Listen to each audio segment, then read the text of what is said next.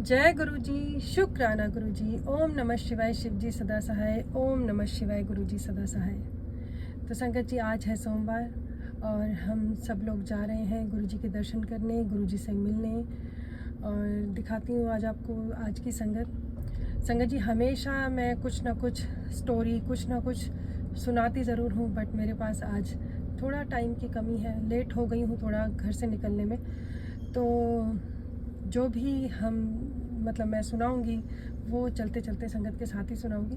तो चलते हैं मंदिर के दर्शन करने और मिलवाती हूँ आपको नई संगत के साथ। जय गुरु जी, शुक्राना गुरु जी। और एक बात, जिसको भी फरीदाबाद से मेरे साथ बड़े मंदिर चलना हो, वो ऊपर लिखे हुए नंबर पे कॉल करके बुक करा सकते हैं, मेरे साथ चल सकते हैं। ये सेवा सिर्फ़ और सिर्फ फरीदाबाद से है।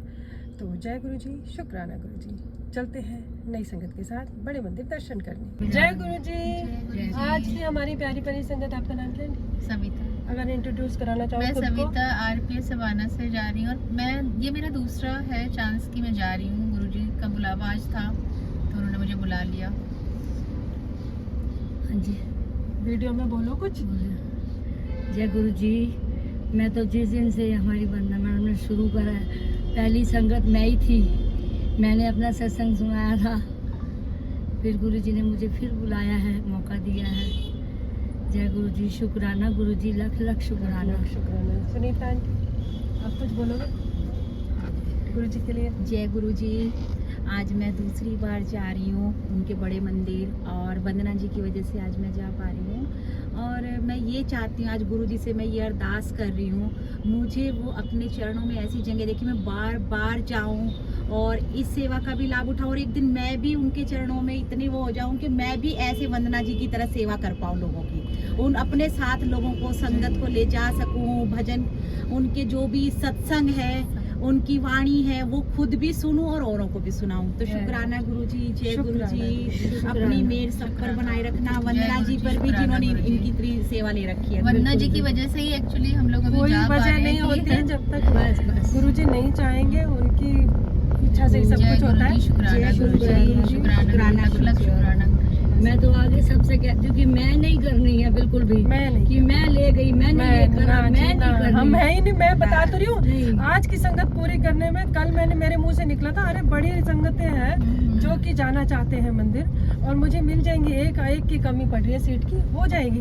बट गुरु जी ने जो वो मैं वाली बात हो गई ना, मैंने कहा हाँ हो जाएगी, बड़े लोग गुरु जी की इच्छा वो जाने। मैंने आज फिर सॉरी बोला गुरु जी को, सॉरी गुरु जी, आप ब्लेसिंग दो। आप मुझे, ये भी ब्लेसिंग है जो मिलती है मुझे सेवा, तो गुरु जी ब्लेसिंग देंगे तभी मिलेगी, अदरवाइज नहीं मिलने वाली।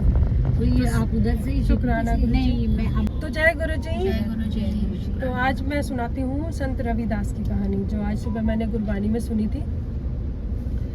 एक संत रविदास हुए जो एक चमार थे, जूते सही करने का काम करते थे, और वो इतने महान संत हुए कि उनको गुरु ग्रंथ साहब जी में जगह मिली। और आज जो भी लोग गुरुद्वारे जाते हैं, मत्था टेकते हैं, तो उन महान संतों को मत्था आज भी टेकते हैं, क्योंकि वो उसमें विराजमान है। तो वो संत रविदास संत कैसे बने?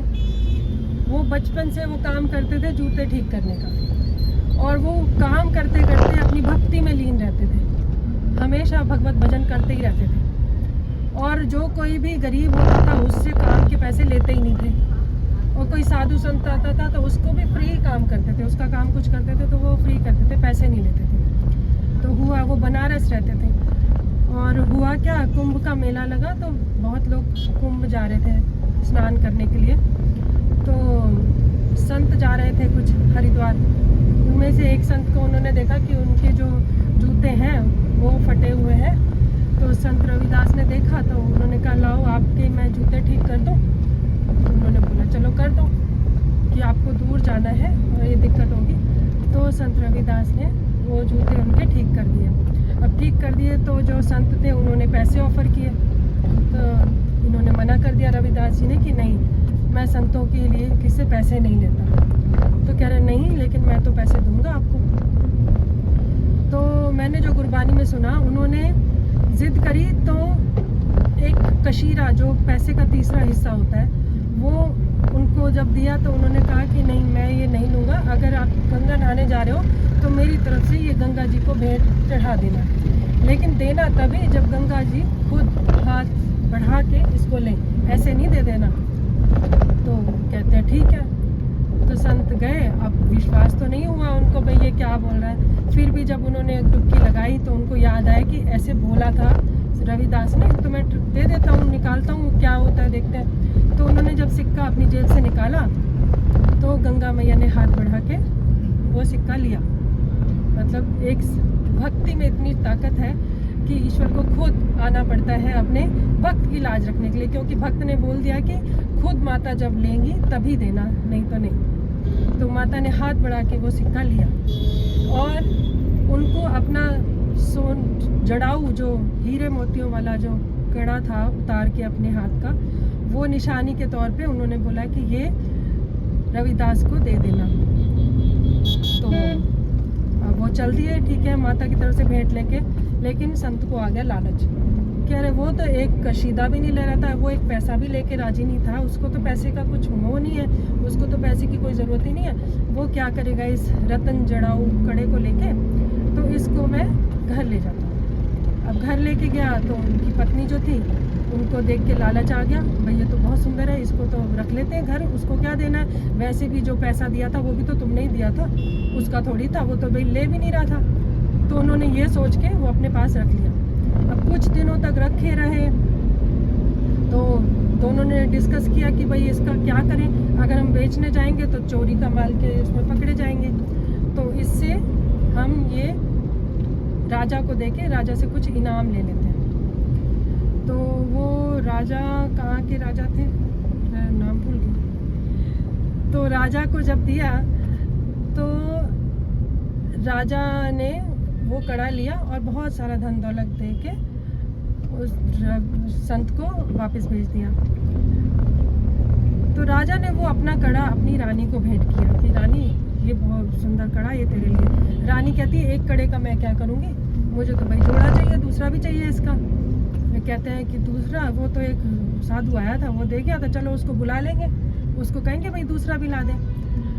अब साधु को बुलाया गया। अब साधु को बड़ा वो हुआ कि यार मेरी तो चोरी पकड़ी गई है, तो क्यों ना मैं सच बताऊं। तो उसने बता दिया कि ये तो संत रविदास का था, ये तो वो मोची जो रविदास है उसने मुझे दिया था, और सिक्का और माता ने जो भी कहानी थी बताई कि ऐसे ऐसे मेरे को मिला था, और मैं बहुत शर्मिंदा हूँ, मैं दंड का भागी हूँ, मुझे दंड दे दो, माफ़ कर दो। लेकिन तो ऐसे उसने राजा को कहानी बताई। तो जब रानी को ये पता चला कि एक मोची की वजह से ऐसा हुआ, तो उससे पहले क्या हुआ, उन्होंने कहा कि चलो मैं दूसरा कड़ा भी रविदास को बोलता हूँ, क्या पता उनके पास और भी ऐसा हो, पहले भी कोई घटना हुई है उनके पास कड़ा हो, तो मैं उनके पास जाता हूँ। तो वो रविदास जी के पास गए और उन्होंने माफ़ी मांगी कि मेरे को लालच आ गया था, और मैं जो गंगा माँ ने जो मुझे कड़ा दिया था, कंगन दिया था, वो मैं अपने साथ ले गया था। अब मैं मुझे मुश्किल से निकालो, मुझे बचाओ कि रानी को दूसरा कड़ा भी चाहिए। तो रविदास जी ने बोला, जिस पत्थर पे वो जूते सी ठीक करते थे, उन्होंने बोला कि ये पत्थर हटा और नीचे जो जो कड़े जितने पड़े हैं, तू एक नहीं जितने कड़े पड़े तू ले जा। और उन्होंने जब पत्थर हटाया तो देखा एक नहीं कई कड़े थे वहाँ पे। और उन्होंने फिर संत ने एक और कड़ा लिया और जाके रानी को दे दिया। जब रानी को कड़ा मिला तो उसको जब पता लगा कि एक मोची है, उसकी भक्ति में इतना दम है कि भगवान जी खुद अवतार लेके माता का रूप लेके आए, मतलब उन्होंने कड़ा दिया, तो उनको बड़ी इच्छा हुई कि मैं रविदास से मिलूं।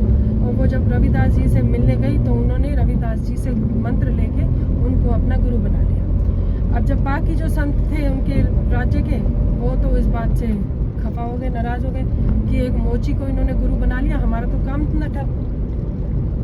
उन्होंने उस चीज़ का विरोध किया, भाई राजा ऐसा नहीं चलेगा, हमारी इज्जत वो है, कोई कैटेगरी है, तो ये मोचियों के साथ हम हमारी तुलना की जा रही है। तो राजा ने रानी को समझाया, बट रानी नहीं मानी।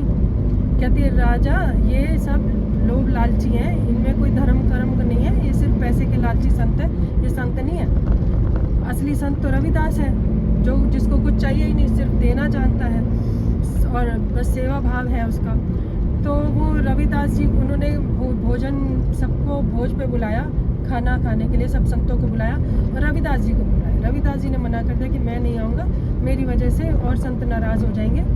लेकिन रानी जिद करके उनको बुला के ले आई कि नहीं, जब तक आप नहीं आओगे वो संत पूरे नहीं होंगे, संतों का भोजन नहीं स्टार्ट होगा। अब रविदास जी को देख के और संत जो थे वो नाराज़ हो गए कि ये अगर खाना खाने बैठे तो हम सारे यहाँ से चले जाएंगे। तो रविदास जी चुपचाप वहाँ से चले गए कि रानी ऐसा मत करो, संतों को नाराज़ करना अच्छी बात नहीं है। तो वो चले गए वहाँ से। अब हुआ ये कि जैसे ही वो गए, हर एक संत के पास रविदास जी, भगवान ने इतने रूप धर लिए कि हर संत के पास रविदास जी थे, मतलब उतने रूपों में उन्होंने अपना रूप धर लिया। तो जो संत थे वो भी मान गए कि हाँ, ये जो रविदास जी हैं ये वाकई में महान पहुँचे हुए संत हैं। भले ही वो मोची के रूप में अपना काम करते हैं, लेकिन जो उनकी श्रद्धा भक्ति है वो बिल्कुल सच्ची है। और आजकल के जो उन संतों जैसी नहीं है जो सिर्फ पखंड करते थे और लालच करते थे। तो उन्होंने रविदास जी को अपना गुरु बनाया। ऐसे रविदास जी गुरुओं में और संतों में शामिल हुए। तो जय गुरु जी, सबको ऐसी श्रद्धा भक्ति दें। वैसे भी कहते हैं कलयुग केवल नाम आधारा, ईश्वर का नाम सबकी जुबान पे रहे।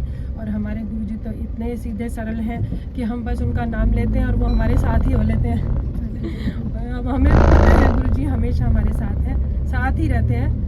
और चाहे हम मंदिर जा पाए ना जा पाए, किसी को अफसोस ना हो इस चीज़ का कि हम मंदिर नहीं जा पा रहे। जहाँ हो, जहाँ पे भी हो, ईश्वर अगर सच्चे दिल से जुड़े हो, उनका नाम लेते हो, तो वो आपसे दूर नहीं है।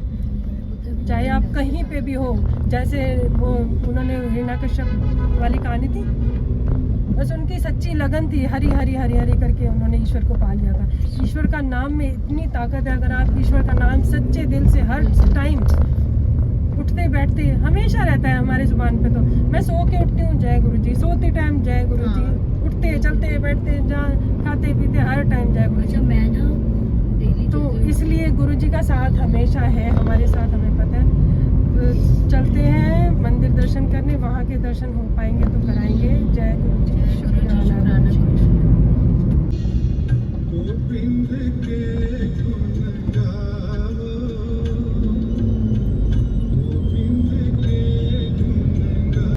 बाय गुरु जी, शुक्राना गुरु जी, फिर से बुलाना गुरु जी, सदा चरणों से लगाए रखना गुरु जी, शुक्राना। जय गुरु जी।